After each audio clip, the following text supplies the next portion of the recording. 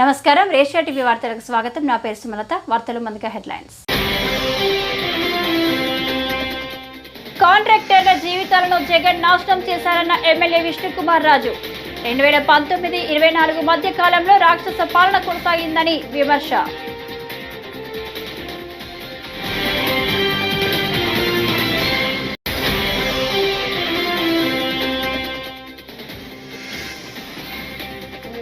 మేము ఏదో విధ్వంసం చేసినట్టు, చంద్రబాబు అద్భుతాలు చేసినట్టు మాట్లాడుతున్నారంటూ మాజీ మంత్రి కురసాల కన్నబాబు ధ్వజం.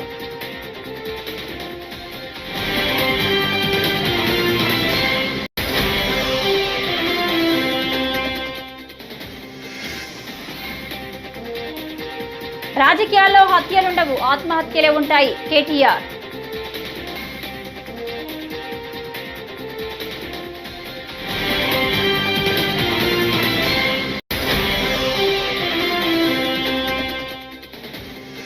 ఒక శాతం అదనంగా జీఎస్టీ పెంచుకునేందుకు అవకాశం కల్పించాలని చంద్రబాబు కేంద్ర మంత్రిని కోరడం విడ్డూరంగా ఉందని మాజీ ఎంపీ మార్గాని భరత్.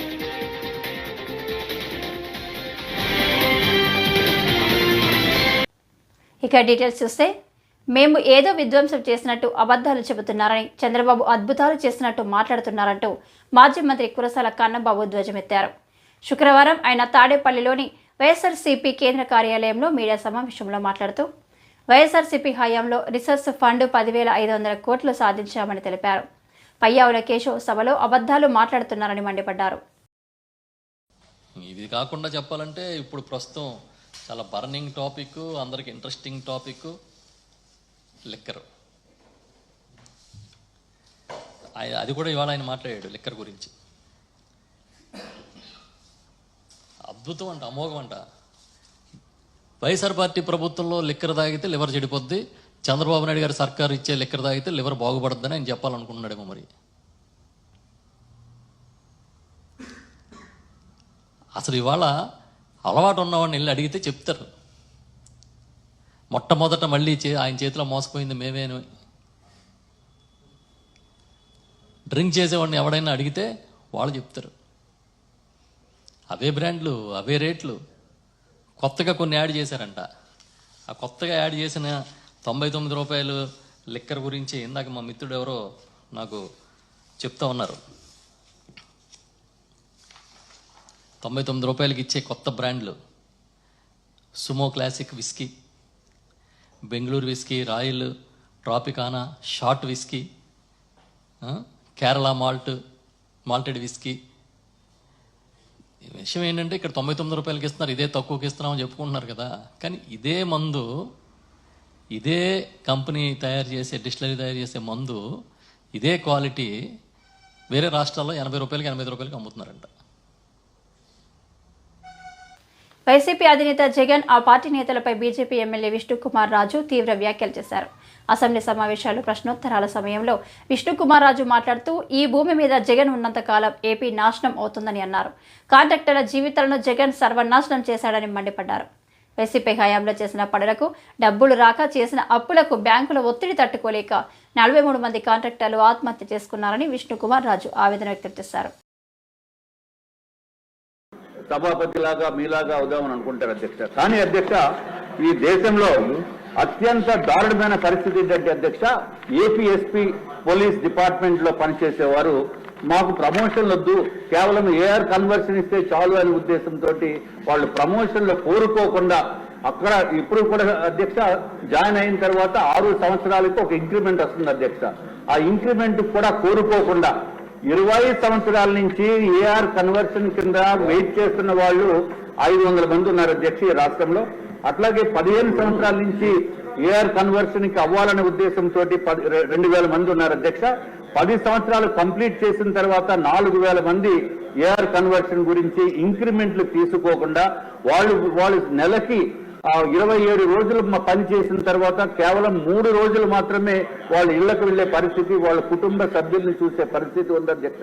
అటువంటి వారికి తప్పనిసరిగా హోంమంత్రి వర్యులు వాళ్ళకి ఇంక్రిమెంట్ అయినా ఇవ్వండి, లేకపోతే ప్రమోషన్ లేదు, కన్వర్షన్ లేదు, నో గ్రేడ్, ఎక్కడ కూడా ఇంక్రిమెంట్ లేనటువంటి పరిస్థితి, దారుణమైన పరిస్థితిలో ఉంది అధ్యక్ష. దయచేసి వీరికి ఏదో విధంగా హోంమంత్రి వర్యులు చేసుకోవాల్సిన అవసరం ఉంది అధ్యక్ష, మానవతా దృక్పథంతో.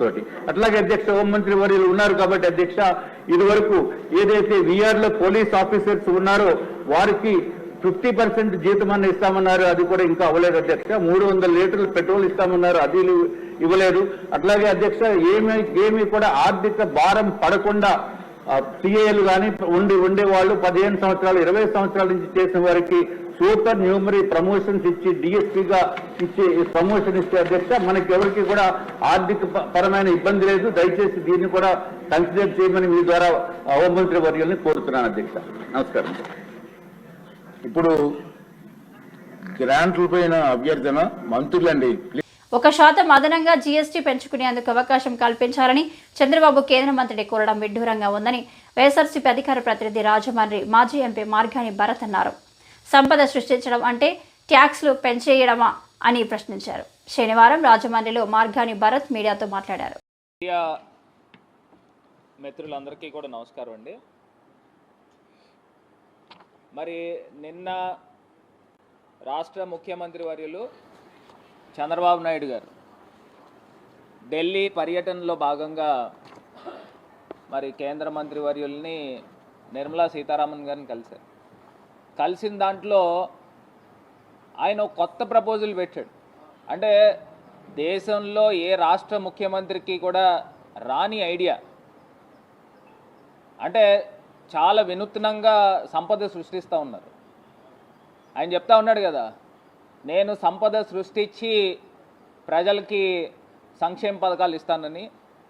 మరి బహుశా 1% అదనంగా మరి ఆయన సర్ఛార్జ్, అంటే జిఎస్టీ పైన సర్ఛార్జ్ పెట్టుకునేదానికి వెసులుబాటు కల్పించండి అని సాక్షాత్తు ఫినాన్స్ మినిస్టర్ గారిని మరి చంద్రబాబు నాయుడు గారు ఢిల్లీలో కోరడం జరిగింది. మరి సంపద సృష్టించడం అంటే ఇదేనండి.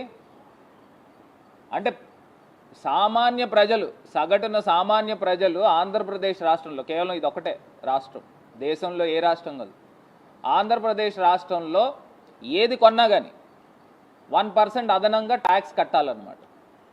ఇప్పటికే నిత్యావసర వస్తువులు చంద్రబాబు నాయుడు గారు కుర్చీలో కూర్చున్న తర్వాత సామాన్య ప్రజల యొక్క నడి విరగొట్టారు. బాదుడు కిందన రేట్లు బాది, ఉల్లిపాయ టమాటా అయితే సెంచరీ కొట్టేసినాయి. మరి ఇంకా అసలు సామాన్య ప్రజలు ఎలా బతకాల? దీనికి అదనంగా మరి డైరెక్ట్గా ఫైనాన్స్ మినిస్టర్ రాజకీయాల్లో హత్యలుండవు, ఆత్మహత్యలే ఉంటాయని BRS party working president KTR సంచలన వ్యాఖ్యలు చేశారు. రాజేంద్ర నగర్లో శనివారం కాంగ్రెస్ నేతలు బీఆర్ఎస్ పార్టీలో చేరిన సందర్భంగా ఆయన మాట్లాడారు. ఎమ్మెల్యే ప్రకాష్ గౌడ్ పశ్చాత్తాపపడే రోజు వస్తుందని, రాజకీయాల్లో హత్యలు ఉండవు, ఆత్మహత్యలు మాత్రమే ఉంటాయి. మీరు గెలిపించిన ఎమ్మెల్యే రాజకీయంగా ఆత్మహత్య చేసుకున్నాడు తప్ప మీరు తప్పు చేయలేదు అని అన్నారు. మనం గెలిపించిన వాళ్ళు అప్పుడప్పుడు మన వాళ్ళు అనుకున్న వాళ్ళు మనం మోసం చేయొచ్చు, వాళ్ళు తప్పు చేయొచ్చు. కానీ ఇందాక తమ్ముడు కార్తీక్ చెప్పినట్టు తప్పకుండా పశ్చాత్తాపపడే రోజు, బాధపడే రోజు, పెద్దలు అప్పుడెప్పుడో చెప్పినట్టు రాజకీయాల్లో హత్యలు ఉండవు, ఆత్మహత్యలు మాత్రమే ఉంటాయి. అందుకే మీరు గెలిపించిన మీ ఎమ్మెల్యే గారు ఆత్మహత్య చేసుకున్నాడు తప్ప మీరు తప్పు చేయలేదు. ఆయన పోయినా ఏమి కాదు పార్టీకి అని చెప్పి ఇవాళ పార్టీని మణికొండలో కావచ్చు, నార్సింగిలో కావచ్చు, బండ్లగూడలో కావచ్చు, శంషాబాద్లో కావచ్చు బ్రహ్మాండంగా కాపాడుకుంటూ ఎక్కడికక్కడ అద్భుతంగా నడుపుతున్న పోరాట పటిమను ప్రదర్శిస్తున్న మా నాయకులు మొత్తానికి హృదయపూర్వకంగా ధన్యవాదాలు. నేను మీతో మనం గెలిపించిన వాళ్ళు అప్పుడప్పుడు మన వాళ్ళు అనుకున్న వాళ్ళు మనం మోసం చేయొచ్చు, వాళ్ళు తప్పు చేయొచ్చు. కానీ ఇందాక తమ్ముడు కార్తీక్ చెప్పినట్టు తప్పకుండా పశ్చాత్తాపపడే రోజు, బాధపడే రోజు, పెద్దలు అప్పుడెప్పుడో చెప్పినట్టు రాజకీయాల్లో హత్యలు ఉండవు, ఆత్మహత్యలు మాత్రమే ఉంటాయి. అందుకే మీరు గెలిపించిన మీ ఎమ్మెల్యే గారు ఆత్మహత్య చేసుకున్నాడు తప్ప మీరు తప్పు చేయలేదు. ఆయన పోయినా ఏమి కాదు పార్టీకి అని చెప్పి ఇవాళ పార్టీని మణికొండలో కావచ్చు, నార్సింగిలో కావచ్చు, బండ్లగూడలో కావచ్చు, శంషాబాద్లో కావచ్చు బ్రహ్మాండంగా కాపాడుకుంటూ ఎక్కడికక్కడ అద్భుతంగా నడుపుతున్న పోరాట పటిమను ప్రదర్శిస్తున్న మా నాయకులు మొత్తానికి హృదయపూర్వకంగా ధన్యవాదాలు. నేను మీతో ప్రభుత్వాలు మారినప్పుడు నిర్ణయాలు మారడం సరికాదని, ఉన్న వాటిని అమరావతికి తరలిస్తామని చెప్పడం రాయలసీమ ప్రజలను అన్యాయం చేసినట్లేనని కర్నూలు జిల్లా కాంగ్రెస్ కమిటీ మాజీ ప్రధాన కార్యదర్శి, రాయలసీమ ఉద్యమ నాయకుడు కొత్తూరు సత్యనారాయణ గుప్తా విమర్శించారు. శుక్రవారం ఆయన కర్నూలులో మాట్లాడారు. లోకాయుక్త సంస్థ హెచ్ఐఆర్సీని అమరావతికి తరలిస్తున్నామని ప్రభుత్వం చెప్పడం రాయలసీమ ప్రాంత ద్రోహులుగా నిలిచిపోతారన్నారు. వెనుకబడిన ప్రాంతమైన రాయలసీమలో అభివృద్ధిని చేయాల్సిన ప్రభుత్వము విస్మరిస్తూ ఉంది. లోకాయుక్తను అమరావతి తరలిస్తా, మానవ హక్కుల కమిషన్ కార్యాలయాన్ని అమరావతికి తరలిస్తామని చెప్పడం చాలా బాధాకర విషయం. అది ఎందుకు అట్లా చేస్తున్నారు? ఏం తప్పు చేస్తున్నామని?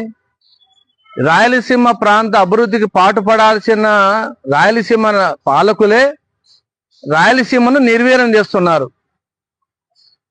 గత ప్రభుత్వము మూడు ప్రాంతాల్లో 3 రాజధానులు అన్నారు. అక్కడ అసెంబ్లీలో పాస్ చేసుకున్నాం. తర్వాత ఏమైపోయింది? గాలిలో కొట్టుకుపోయింది. రాజధాని అన్నారు, కర్నూలు న్యాయ రాజధాని అన్నారు, అది లేదు. ఇప్పుడు కూడా ఈ ప్రభుత్వం కూడా కర్నూలులో బెంచ్ అన్నారు, మళ్ళీ ఇక్కడ చూసి ఉండేది తీసుకుపోతున్నారు. ఎందుకు అట్లా చేస్తున్నారు? ఏ కర్మ చేసినామా రాయలసీమ ప్రజలు అనిపిస్తా ఉంది మాకు. ఇంత జరుగుతున్న రాయలసీమ ప్రాంతంలో ఉన్న ఉద్యమకారులు మౌనంగా ఉన్నారు. కేసులు పెడతారని భయపడుతున్నారా? కేసులు భయపెట్టే ప్రయత్నం అయితే మానుకోండి. మీరు బాధ అనిపిస్తుంది. ప్రాజెక్టులు పూర్తి చేయరు. గురు రాఘవేంద్ర గురించి ఒక్కసారి ఆలోచన చేయండి. కొద్దిపాటి నిధులు కూడా కేటాయించలేని పరిస్థితిలో ఉన్నారు. గుండ్రేవుల కానీ వేదావతి కానీ మన బడ్జెట్ సమావేశంలో మీరు ఎంత నిధులు కేటాయిస్తున్నారని చెప్పారు? మీరు అరకొర నిధులు కేటాయిస్తున్నారు. ఏ గొప్పలేమో చెప్తిరి ఎన్నికల ముందర. తర్వాత ఏమైంది? చాలా దౌర్భాగ్య పరిస్థితిలో ఉన్నారు రాయలసీమ ప్రజలు. ఈ విషయంలో అన్ని రాజకీయ పార్టీలు ఉద్యమించాల్సిన అవసరం ఎంత ఉంది? ఐక్యంగా పోరాటం చేయాలా? కేవలము 1-2 జిల్లాల్లో, రాయలసీమ జిల్లాలో ఉన్న 8 జిల్లాలో 1-2 జిల్లాలు తప్ప మిగతా 6 జిల్లాలు స్తబ్దత ఉన్నాయి. అదేవిధంగా హిందూపూర్ జిల్లాను ఎందుకు చేయట్లేదు? ఒకప్పటి ప్రజలు ఓట్లు వేసి ఎన్నుకున్న ఎమ్మెల్యే అసెంబ్లీకి వెళ్లి సమస్యలపై వినిపించాలని కోరడంలో తప్పేంటని ఆలూరు టీడీపీ ఇన్ఛార్జ్ వీరభద్రగౌడ్ ప్రశ్నించారు. శుక్రవారం ఆలూరు టీడీపీ కార్యాలయంలో నిర్వహించిన సమావేశంలో మాట్లాడారు. 2014-19 మధ్యలో టీడీపీ ప్రభుత్వం ఆలూరు అభివృద్ధికి కృషి చేస్తుందని, చిప్పగిరి మండలానికి 60 లక్షల నిధులు కేటాయించామని తెలిపారు. వైసీపీ ప్రభుత్వంలో రైతులకు సాగునీరు ఇవ్వలేదని ఆరోపించారు. ఉంది కదా, ఫుల్ హోదా ఉంది కదా. అప్పుడు ఇప్పుడైనా ప్రతిపక్ష హోదా లేదంటున్నారు. 151 సీట్లు మీరే గెలిచారు కదా, ఎందుకు చేయలేకపోయారు? అదేవిధంగా పందికొండ రిజర్వాయర్ నా ప్రభుత్వం ఉన్నప్పుడు 14-19లో నేను డెవలప్ చేశాను. 20,000 ఎకరాలకి పంట కాలువలు, పెద్ద మెయిన్ కాలువలు తీశాం. మా ప్రభుత్వం కాలం అయిన తర్వాత మీ ప్రభుత్వం వచ్చింది. మరి ఇంకా 26,000 ఎకరాలకి పిల్ల కాలువలు స్లూస్ తీయాలా? చిన్న పని, ఒక 150 కోట్లతో పని. ఎందుకు చేయలేకపోయారు? మరి అభివృద్ధిలో మేము చేస్తున్నామా, అభివృద్ధిని మీరు చేస్తున్నారు? ఒకసారి ఆలోచించాలన్నా. అదేవిధంగా ఈరోజు వేదావతి ప్రాజెక్ట్ని 1942 కోట్లతో మేము శాంక్షన్ చేశాం. అప్పటికి మా ప్రభుత్వం లేకపోవడం వల్ల మీ ప్రభుత్వం వచ్చింది. మీ ప్రభుత్వంలో కేవలము 150 కోట్లతో పనిచేశారు. 100 కోట్లు వాళ్ళకి ఇచ్చారు. మళ్ళీ వాళ్ళు వెనక్కి వెళ్ళిపోయారు. అప్పుడు మీరు భూసేకరణ చేసింది కేవలం 7.77 ఎకరాలు. మీరు భూసేకరణ 9.73 ఎకరాలు భూసేకరణ పైప్ లైన్ కోసం చేశారు. ఇప్పుడు నేను చెప్తున్నా, మీ అందరి సాక్షిగా, మా వాళ్ళందరి సాక్షిగా, త్వరలోనే చంద్రబాబు నాయుడు గారు భూసేకరణ 700 కోట్ల పైప్ లైనింగ్ కోసం, కాలువ కోసం డబ్బులు కూడా రిలీజ్ చేస్తున్నారని కూడా మీకు అందరూ చెప్తున్నాం. అంటే అభివృద్ధిలో మా ప్రభుత్వం అయినా మేమైనా రోజు ఉంటూ ఉన్నాం. అంటే ప్రతిదీ మీకు చెప్పిపోవాలా? త్వరలో వేదావతి ప్రాజెక్టుకు గాను 2 ప్రెజర్ పంపులు, మళ్ళీ ఇక్కడ ఒక 2 ప్రెజర్ పంపులు. ఈ ప్రెజర్ పంపులకి అలాగే గ్రావిటీ కింద నీళ్ళకి మొత్తం 700 ఎకరాలు కావాలి. మరి ఆ 700 ఎకరాలకి 56 కోట్ల త్వరలో శాంక్షన్ కూడా చేస్తున్నారు. ఇది ఒక మనకి గుడ్ న్యూస్ నిన్ననే వచ్చింది. మరి ఇది చేసినప్పుడు నేను చెప్తున్నా, ఇన్ఛార్జ్ గా ఉన్నా ఈరోజు నాకు చంద్రబాబు నాయుడు గారు ఆశీస్సులు ఉన్నాయి కాబట్టి 3 ఏళ్లలో వేదావతి 3 నుంచి 5 ఏళ్ళు వేదావతి కంప్లీట్ చేస్తామని కూడా ఘంటాపరంగా చెప్తాను. ఎందుకంటే దీనివల్ల ఈ నెల 20వ తేదీ నుండి మినరల్ డీలర్ లైసెన్సులను మంజూరు చేసిన వెండర్లచే ఇసుక నిల్వ డిపోలు ప్రారంభించేందుకు చర్యలు తీసుకుంటున్నట్లు నంద్యాల జిల్లా కలెక్టర్ జి రాజకుమారి మైనింగ్ శాఖ ప్రిన్సిపల్ సెక్రటరీ ముఖేష్ కుమార్ మీనాకు నంద్యాల నుంచి వివరించారు. శుక్రవారం అమరావతి సచివాలయం నుండి మైనింగ్ శాఖ ప్రిన్సిపల్ సెక్రటరీ ముఖేష్ కుమార్ మీనా ఇసుక సరఫరాపై కలెక్టర్లతో వీడియో కాన్ఫరెన్స్ నిర్వహించారు.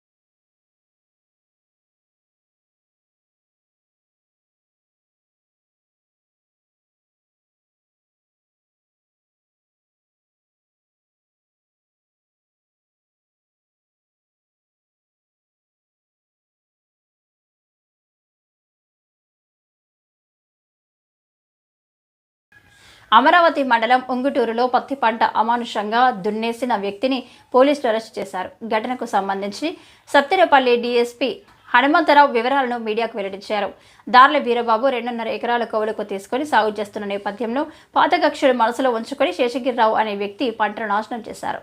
బాధితులు ఇచ్చిన ఫిర్యాదు మేరకు కేసు నమోదు చేసి శనివారం నిందితుడిని అరెస్టు చేసినట్లు తెలిపారు. నమస్కారం. ఇది పల్నాడు జిల్లా అమరావతి పోలీస్ స్టేషన్ పరిధిలో ఉంగటూరు అనే గ్రామం ఉంది.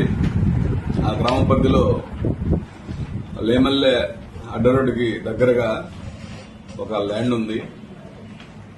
ఆ ల్యాండ్ సుమారు 2 ఎకరాల 20 సెంట్లు.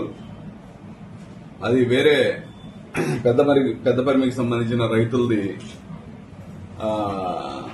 ఈ దార్ల వీరబాబు అని ఉంగటూరుకి సంబంధించిన దళిత కులానికి చెందినటువంటి ఎస్సీ కులానికి చెందినటువంటి ఒక వ్యక్తి కౌలుకు తీసుకొని, కౌలు కూడా దాదాపు ఎకరం 28.5 ఎకరం దాదాపు 65,000 చిల్లర రైతుకు కట్టి దాదాపు 4.5 నెలల క్రితం పత్తి పంట వేయడం జరిగింది. అందులో ఆ ఎస్సీ కులానికి చెందిన వ్యక్తి ఏసీ, అతని భార్య, ఈ ఫోటోలో కనబడుతున్న చిన్న బాబు, వాళ్ళ ముగ్గురు శ్రమ, వాళ్ళు ఫిజికల్ గా దాంట్లో వాళ్లే శ్రమ చేసుకుని పత్తిని చాలా కష్టంగా పెంచుకొని పత్తి తీసే టైం వచ్చింది. యాక్చువల్ గా కూలోళ్ళ దొరక ఆగారు. పత్తి అంతా చేను నిండా ఉంది. తీస్తే 10 క్వింటాలు అయ్యే పత్తి. ఆ తీసే టైంలో ఈ వెనకున్నటువంటి శేషగిరిరావు ఇతను, అంటే ఉంగటూరుకి సంబంధించిన అగ్రకులానికి సంబంధించిన వ్యక్తి, నర్సరావుపేటలో ఆత్మహత్యకు పాల్పడిన ఇంటర్ విద్యార్థిని అనూష మృతదేహాన్ని స్థానిక ప్రభుత్వ వైద్యశాలలో శనివారం ఆర్డీఓ మధురత పరిశీలించారు. కళాశాలలోని సంఘటన స్థలాన్ని తహసీల్దార్ వేణు పోలీసులతో కలిసి పరిశీలించారు. కళాశాల ప్రిన్సిపల్ డైరెక్టర్ విద్యార్థులతో మాట్లాడారు. విద్యార్థి తల్లిదండ్రులతో అనూష ఆత్మహత్యలకు సంబంధించి కారణాలను అడిగి తెలుసుకున్నారు. పూర్తి విచారణ చేయాలని పోలీసులను ఆదేశించారు. అక్కడ ఉంది సార్ అది పాడైందని తీసేసారు. ఇబ్బందిగా ఫీల్ అవుతున్నారు. మంచిగా ఫీల్ అవుతున్నారు. కెమెరాలు ఉన్నాయి. ఏంటి ప్రిన్సిపల్ ఏంటి? వాటర్ ట్యాంక్ ఉంది కదా సార్, ఫస్ట్ లో అక్కడ ఉంది సార్. అదే ఆడుతున్నారు. అది పాడైందని తీసేసారు. ఇబ్బందిగా ఫీల్ అవుతున్నారు. మంచిగా ఫీల్ అవుతున్నారు. కెమెరాలు ఉన్నాయి. ఏంటి ప్రిన్సిపల్ ఏంటి? కనకదాస జయంతిని రాష్ట్ర పండుగగా సీఎం చంద్రబాబు ప్రకటించడం పట్ల కురవ కార్పొరేషన్ డైరెక్టర్ రాజగోపాల్ శుక్రవారం హర్షం వ్యక్తం చేశారు. తెలుగుదేశం పార్టీ ఆవిర్భావం నుంచి రాష్ట్ర వ్యాప్తంగా 90%కు పైగా కురవ కులస్తులు టీడీపీతోనే ఉన్నారని, కుప్పంలో కురవ కులస్తులకు హామీ ఇచ్చిన విధంగా కనకదాస జయంతిని రాష్ట్ర పండుగగా ప్రకటించారని ఆయన పేర్కొన్నారు. కనకదాస జయంతిని కుప్పంలో అత్యంత వైభవంగా నిర్వహిస్తామని తెలిపారు. తెలుగుదేశం పార్టీ కుటుంబ సభ్యులకి పిఎస్ఎం సార్లు నమస్కారం తెలియజేసుకుంటూ, ముఖ్యంగా ఈరోజు పత్రికా విలేకరుల సమావేశం ఏమంటే, మామూలుగా గత సంవత్సరము నవంబర్ 18వ తారీఖు మా కుల గురువు అయిన కనకదాస్ జయంతి నవంబర్ 18 జరిపించుకుంటున్నాం. అంటే లాస్ట్ డిసెంబర్ 35 సార్గా మేము అడిగినాం. అంటే ఈ కనకదాస్ జయంతిని రాష్ట్ర పండుగ నిర్వహించాలనేసి సార్ మాకు ఆ రోజు హామీ ఇచ్చినారు.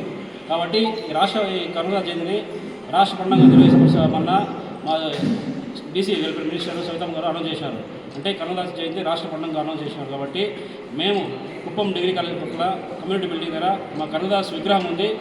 అక్కడ ఆ ప్లేస్లో 4 మండలాల కురువులకు సంబంధించిన అందరూ చేరి మామూలుగా ఏ విధంగా గతంలో చేసినామో ఆ విధంగా అది వైభవంగా కనకదాస జయంతి జరుపుకుంటాం. కాబట్టి కుప్పం నియోజకవర్గం అందరూ వచ్చి కనకదాస్ జయంతిని పాల్గొని ఈ అందరూ ఆశీర్వాదం తీసుకోవాలని కోరుకుంటాము. అదేవిధంగా కనకదాస్ గురించి చెప్పాలంటే ఆయన సంఘ సంస్థ 520 జయంతి సంవత్సరం తీసుకుంటే ఆయన ఒక సంఘ సంస్కర్త. శ్రీకృష్ణదేవరాయ కాలంలో మా ఉడిపికి వెళ్తే శ్రీకృష్ణదేవరాయానికి దర్శనం లేకుండా వాళ్ళు బయట తెరవేస్తే ఆయన ఉత్తరం వైపు కిటికీ వైపు దేవుని విగ్రహమే వైపు తిరిగి దర్శనమిచ్చింది. అంటే ఆ మహానుభావుని యొక్క కీర్తనలు ఆ విధంగా ఉన్నాయి. కాబట్టి ఆయన్ని మా కులగురుగా భావించి ఈ కనకదాస జయంతిని ప్రతి కర్ణాటకలో కానీ, ఆంధ్రలో కానీ, తెలంగాణలో కూడా జరుపుకుంటారు. కాబట్టి మామూలుగా కర్ణాటకలో అయితే ఆ రోజు సెలవు విధంగా ఉంటుంది, అది వైభవంగా జరిపించుకుంటారు. మేము కూడా అదేవిధంగా ఈ కుప్పంలో కూడా జరపాలని మేము నిర్ణయించుకున్నాము. కాబట్టి ఈ కనకదాస విజయవంతం చేయాలని కోరుకుంటూ తెలియజేస్తున్నాను.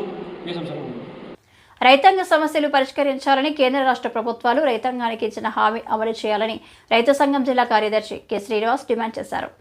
శనివారం సిఐటియు జిల్లా కార్యాలయంలో ఆంధ్రప్రదేశ్ రైతు సంఘం ఆధ్వర్యంలో రైతుల సమావేశం నిర్వహించారు. ఈ సమావేశంలో కె శ్రీనివాస్ మాట్లాడుతూ, రైతులు కార్మికుల సమస్యల పరిష్కారం కోసం ఈ నెల 26న ఏలూరు కలెక్టరేట్ వద్ద ధర్నాను విజయవంతం చేయాలన్నారు. 26వ తారీఖున రైతు సంఘాలు, కార్మిక సంఘాలు, ప్రజా సంఘాల ఆధ్వర్యంలో కలెక్టరేట్ వద్ద ధర్నా జరుగుతూ ఉంది. సంయుక్త కిసాన్ మోర్చా, కేంద్ర కార్మిక సంఘాల ఐక్యవేదిక ఇచ్చిన పిలుపులో భాగంగా ఈ ధర్నా నిర్వహిస్తూ ఉన్నాం. ఈ రోజు నుంచి 24వ తారీఖు వరకు కూడా అన్ని గ్రామాన్ని కూడా విస్తృతమైన ప్రచారం కూడా జరుగుతూ ఉన్నది. కాబట్టి ప్రధానంగా రైతాంగానికి మద్దతు ధరలు చట్టం తీసుకురావాలని, అట్లాగే రుణ విమోచన చట్టం తీసుకురావాలని, రైతుల యొక్క రుణాలని మాఫీ చేయాలని చెప్పేసి కూడా ఈ సందర్భంగా కోరడం జరుగుతూ ఉన్నది. అంటే రైతాంగం, కార్మికుల యొక్క డిమాండ్స్ ఏవైతే ఉన్నాయో వాటిని పరిష్కారం చేయాలని చెప్పేసి కేంద్ర రాష్ట్ర ప్రభుత్వాల్ని విజ్ఞప్తి చేస్తూ ఉన్నాం. కాబట్టి కేంద్ర రాష్ట్ర ప్రభుత్వాలకి ఒక హెచ్చరిక నోటీసులు కూడా ఈ సందర్భంగా జారీ చేయడం జరుగుతూ ఉన్నది. కాబట్టి రైతాంగం, కార్మికుల యొక్క సమస్యల్ని పరిష్కారం చేయాలని చెప్పేసి కోరుతా ఉన్నాం. ప్రధానంగా ఏలూరు జిల్లాలో ఇవాళ పేదలు, రైతులు భూ సమస్యలు ఎదుర్కొంటూ ఉన్నారు. మరి ఆ భూ సమస్య కూడా పరిష్కారం కావడం లేదు. ఇవాళ కోర్టుల పేరుతో దీర్ఘకాలం పాటు కోర్టుల చుట్టూ తిరగాల్సిన పరిస్థితి కూడా వస్తూ ఉన్నది. అంతేకాకుండా పట్టాదారు పాస్ పుస్తకాలు కానీ ఇతర అనేక భూ సమస్యలు ఉన్నాయి, అవి కూడా పరిష్కారం కావడం లేదు. కాబట్టి భూ సమస్యలు అన్నీ కూడా పరిష్కారం కావాలని చెప్పేసి కూడా చేయాలని చెప్పేసి కూడా కోరుతా ఉన్నాం. అట్లాగే మండవల్లి మండలం సెంగల్పూడి గ్రామంలో దళితుల యొక్క సొసైటీ భూమి ఏదైతే ఉందో ఆ భూమిని దళితులకి తిరిగి అప్పగించే విధంగా చర్యలు ఉండాలని చెప్పేసి కూడా విజ్ఞప్తి చేస్తా ఉన్నాం. ఇవాళ జిల్లాలో విస్తృతంగా వరి కోతలు జరుగుతూ ఉన్నాయి. ఇవాళ అతి తక్కువకి ధాన్యం అమ్ముకుని రైతులు నష్టపోతూ ఉన్నారు. తేమ శాతం పేరుతో రైతులు దోపిడీ చేస్తూ ఉన్నారు. ఇవాళ మిల్లుల దగ్గర కూడా ధాన్యం అన్లోడ్ చేసుకోవడానికి కూడా చాలా ఇబ్బంది పెడుతున్న పరిస్థితి కూడా కనబడతా ఉంది. కాబట్టి ధాన్యం కూడా సమస్యలు కూడా పరిష్కరించాలని చెప్పేసి కోరుతా ఉన్నాం. అదేవిధంగా ఇవాళ ఏదైతే ఇన్సూరెన్స్ ఏదైతే పంటల బీమా ఏదైతే ఉందో ఆ పంటల బీమా రేపు రబీ నుంచి ఇవాళ రైతులే ప్రీమియం చెల్లించాలని చెప్పేసి రాష్ట్ర ప్రభుత్వం ప్రభుత్వం కొత్త విధానం తీసుకొచ్చింది. మరి ఇప్పటివరకు ఉచిత పంటల బీమా పథకాన్ని అమలు చేశారు. భవిష్యత్తులో కూడా రాష్ట్ర ప్రభుత్వమే బీమా ప్రీమియం చెల్లించే విధంగా చర్యలు తీసుకోవాలని చెప్పేసి కూడా మేము విజ్ఞప్తి చేస్తా ఉన్నాం. రైతాంగ యొక్క సమస్యల్ని, కార్మికుల యొక్క సమస్యలను కూడా పరిష్కారం చేసి ఆదుకోవాలి. లేని పక్షంలో 26వ తారీఖున జరుగుతున్న మహాధర్నాలో రైతులు, కార్మికులు పెద్ద సంఖ్యలో పాల్గొవలసిందిగా కోరుతాము. గ్రామ పంచాయతీలలో వనరుల మూలంగా ఆదాయాలను పెంచే అవకాశాలు ఉన్నాయని ఎంపీపీ ఆరంగి మురళీధర్ తెలిపారు. శనివారం నరసన్నపేట మండల పరిషత్ సమావేశ మందిరంలో ఎంపీటీసీలు, సర్పంచ్లతో సమీక్ష సమావేశం నిర్వహించారు. కార్యక్రమంలో ఎంపీడీఓ బొడ్డేపల్లి మధుసూదనరావు మాట్లాడుతూ పంచాయతీ అభివృద్ధికి ఎన్నో అవకాశాలు ఉన్నాయని వాటిని సద్వినియోగం చేసుకోవాలన్నారు. కార్యక్రమంలో జెడ్పీటీసీ చింతు రామారావు పాల్గొన్నారు. గ్రామ పంచాయతీకి ఇచ్చేవారు. ఇప్పుడు మనకి సేంద్రీస్ గత ప్రభుత్వం కూడా మనకి గ్రామ పంచాయతీకి సేంద్రీస్ ఇవ్వలేదు. ఇప్పుడు మరి ఫ్రీ అన్నారు. ఆ సేంద్రీస్ మరి ఎంత కలెక్షన్ అవుతుందా, ఏంటా, ఆ ప్రభుత్వం ఇస్తుందా లేదా అనేది కూడా మనకి ప్రశ్నార్థకమైంది. అది మరి మీకు అందరికీ తెలిసి ఈ విధంగా ప్రభుత్వం నుండి మనం ప్రజల నుండి లేదా పబ్లిక్ నుండి లేదా ఇన్స్టిట్యూట్స్ నుండి వసూలు చేసినటువంటి ప్రతి రూపాయికి మనకు వస్తున్నటువంటి షేర్ ధరం అంటే మనకు ఉన్నటువంటి వాటా ఎంత అనేది మీకు వివరించడం జరిగింది. ఇక గ్రామ పంచాయతీకి ఇచ్చేవారు. ఇప్పుడు మనకి సేంద్రీస్ గత ప్రభుత్వం కూడా మనకి గ్రామ పంచాయతీకి సేంద్రీస్ ఇవ్వలేదు. ఇప్పుడు మరి ఫ్రీ అన్నారు. ఆ సేంద్రీస్ మరి ఎంత కలెక్షన్ అవుతుందా, ఏంటా, ఆ ప్రభుత్వం ఇస్తుందా లేదా అనేది కూడా మనకి ప్రశ్నార్థకమైంది. అది మరి మీకు అందరికీ తెలిసి ఈ విధంగా ప్రభుత్వం నుండి మనం ప్రజల నుండి లేదా పబ్లిక్ నుండి లేదా ఇన్స్టిట్యూట్స్ నుండి వసూలు చేసినటువంటి ప్రతి రూపాయికి మనకు వస్తున్నటువంటి షేర్ ధరం అంటే మనకు ఉన్నటువంటి వాటా ఎంత అనేది మీకు వివరించడం జరిగింది. ఇక ఈ వార్తలు ఇంతటితో సమాప్తం. నమస్కారం.